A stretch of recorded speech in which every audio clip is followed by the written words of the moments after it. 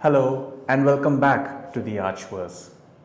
This episode is dedicated to all the gamers out there. I've been hearing a lot of buzz about Linux gaming, so I decided to give it a shot and see what the fuss is all about. Stick around and find out about my experience with Bazzite OS with a slightly external twist and why it could be a great solution for your PC gaming woes.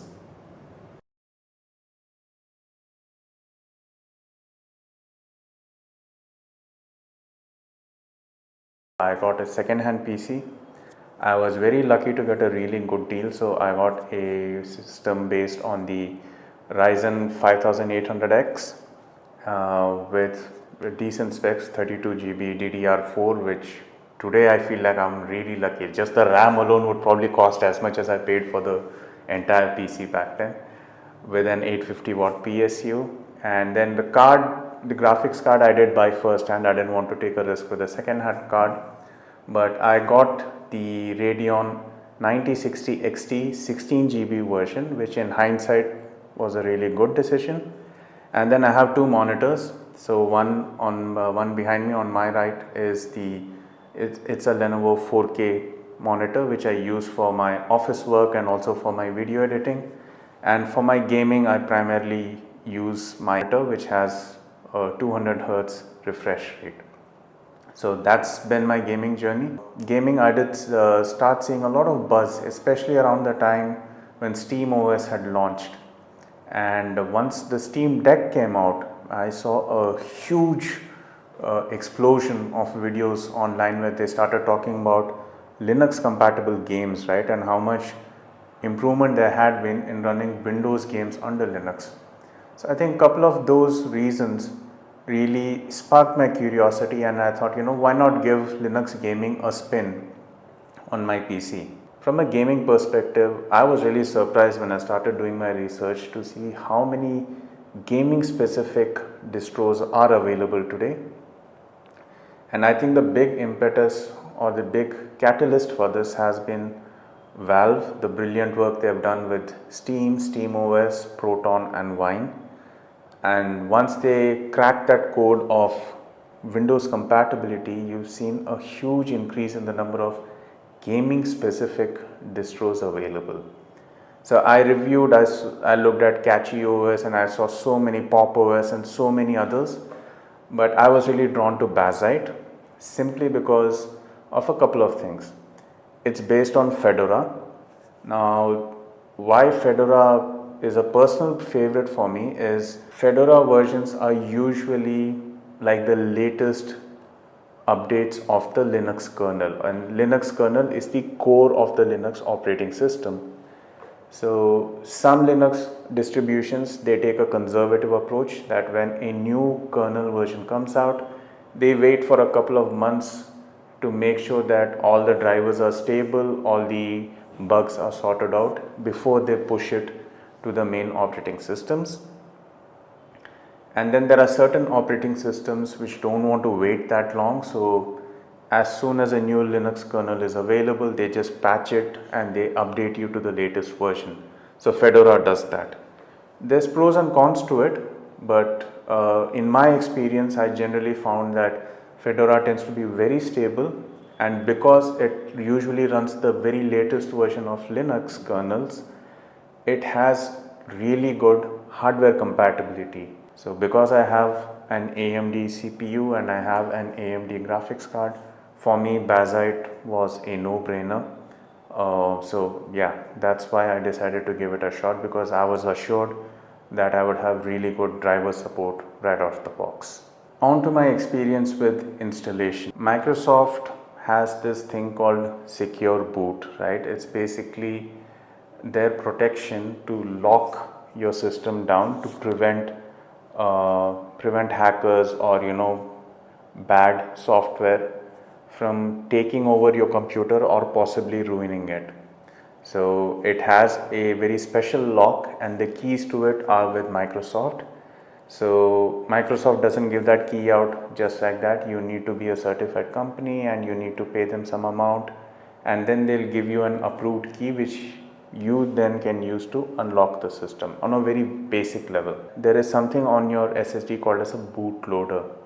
So imagine that in your house you've got two cars and you have two people sitting inside and they both want to go out at the same time, right? But you're a traffic cop, you know you can't have both cars running at the same time because the road only has space for one. So you will decide which car gets to go first, right? So that's what a bootloader does. If I have installed Windows and Linux on my system and I switch my computer on, the bootloader will decide which one gets to load first. So this bootloader is very critical, and if your bootloader gets messed up, then your computer is essentially stuck, right? And you will have to reinstall Windows and then reinstall your other Linux operating system to get it up and running again. And the problem is that Windows does not work well with Linux bootloaders, and if you've got something like SecureBoot enabled, then Windows will not even give you the option to overwrite the existing bootloader to have a Linux bootloader on top of the Microsoft boot. So to avoid all this and to avoid bricking my system, I thought let me try something new, right?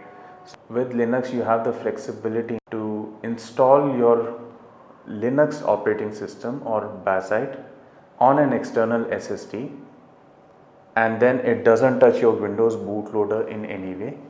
Only thing you have to do when you start your computer is, if I want to use Bazzite after installing it, I'll plug my external SSD into my motherboard. I will go into my BIOS and I'll select my boot drive to be my external SSD, and it will launch the Linux version. And then once I'm done with my Linux session, I can simply shut off my computer, remove the SSD, and next time I turn it on, it will launch straight away into Windows installation experience.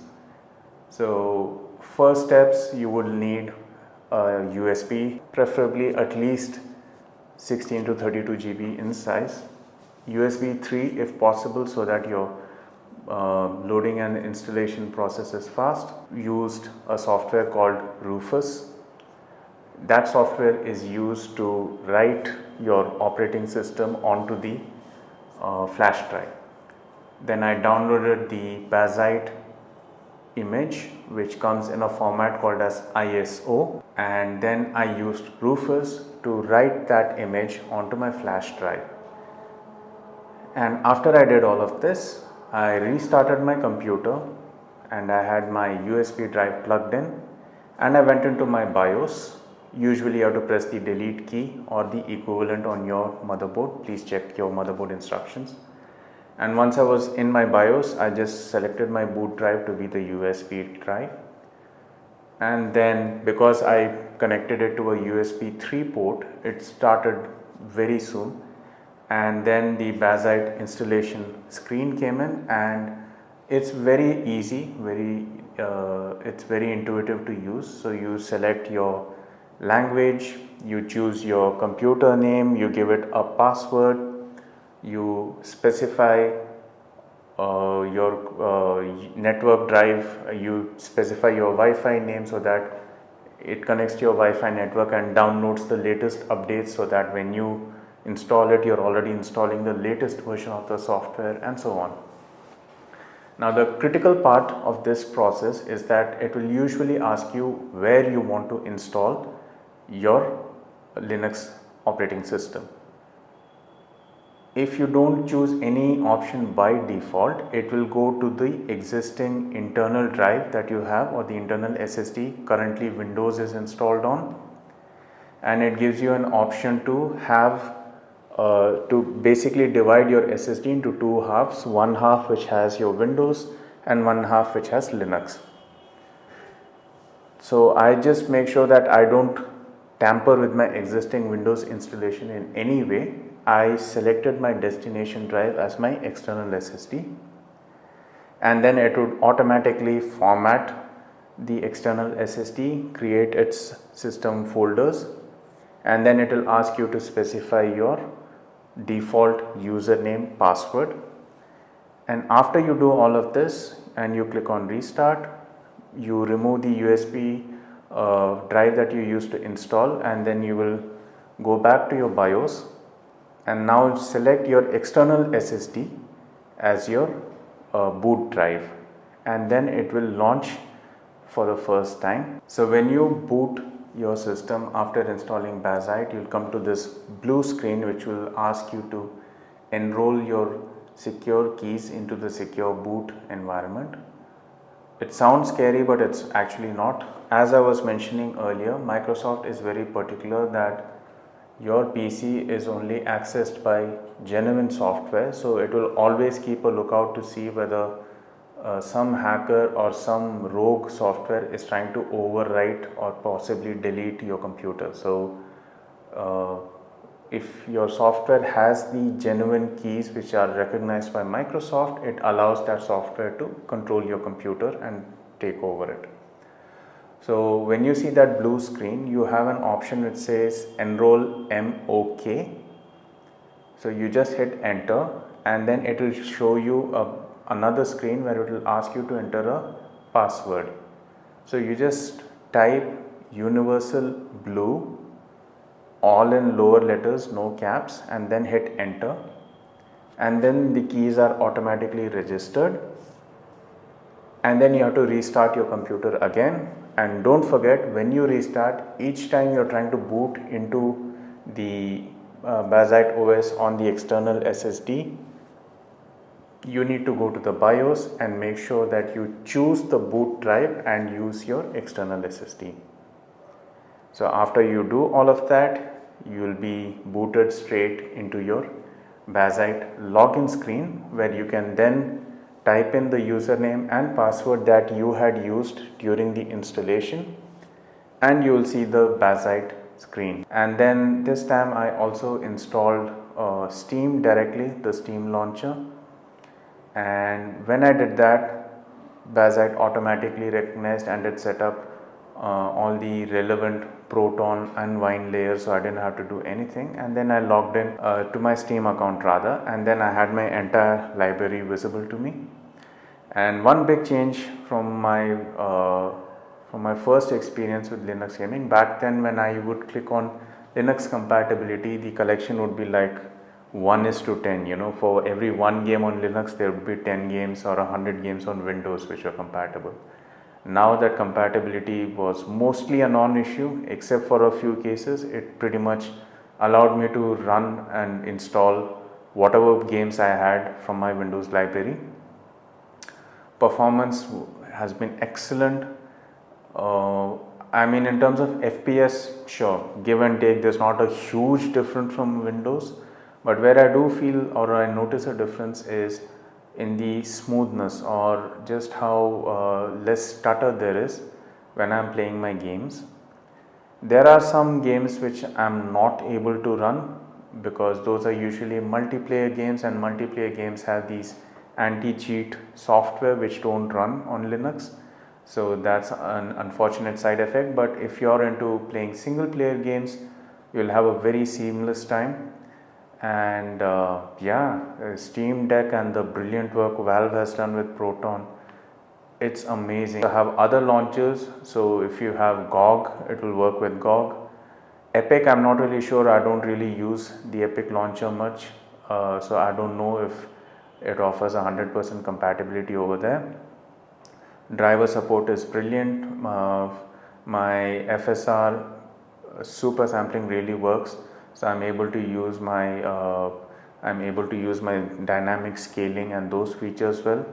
Frame gen doesn't work on Linux that well, so usually in those cases I switch over to gaming on my 4K monitor instead, where I know that I can still use like screen resolution scaling and get away with things. But for the 200 Hz monitor, yeah, that's unless my game can run natively on my 9060, that speed is usually not achieved, but it still gets like 100 plus in a lot of games and lot of instances. So very seamless, and the best part is I get to choose when I am comfortably using Linux, and when I am not comfortably using Linux I can switch over to Windows. As far as ray tracing is concerned, my Radeon 9060 XT is not known. AMD graphics cards are generally not known to be powerhouses when it comes to ray tracing or path tracing, but it's good enough.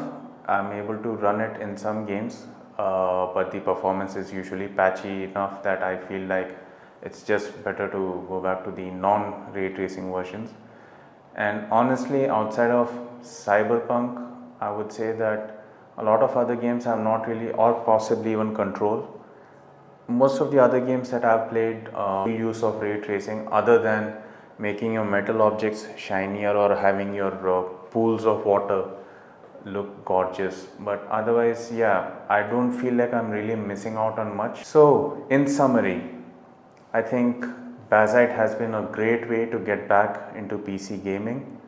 I still have my Windows installation for, like I said, games, older games which may or may not run well under Linux because of how old they are, and also because a few of them are multiplayer games which I know will not run on Linux because of the DRM compatibility or lack of. Otherwise, for I would say a majority of time I can get away with just gaming on Bazzite, and the advantage is that having it on my external SSD also reduces the strain on my internal SSD. So I know that I cannot afford to lose my internal SSD because replacement would simply cost an arm and leg. But other than that, I think Bazzite has been very solid. I haven't seen any driver crashes, I haven't seen any kernel crash outs or going back to random restarts, which has been, I think that's a traditional strength of Linux anyway, way more stable than Windows on most days. So yeah, as time passes by, I find myself, unless I have a specific need, more or less I stick to Bazzite. So yeah, Linux gaming has been transformative, so I'm really excited to see what's gonna come in the future. Can't wait for Steam Deck 2, and I hope it catches traction so that more and more people feel comfortable with non-Windows gaming. But yeah, so that's been my journey. Thank you for watching. I know it's been a bit of a long video, but video gaming is a passion of mine, so, and I really wanted to share. But yeah, here's to more video gaming reviews ahead, and until I see you next time, I hope you have a fine day, and wherever you are, stay healthy, stay safe, and stay happy.